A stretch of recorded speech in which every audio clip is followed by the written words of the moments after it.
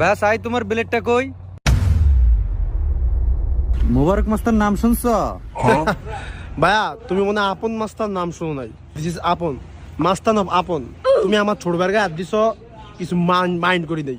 তুমি আমারে কইছো তুমি বিলে কো কারালে এতলো, আর তুমি আমার চিনছো একের হেলামু। হইছা ওই করটা কি রে? একবার 9 রাউন্ড বেরে তুমি বেটা।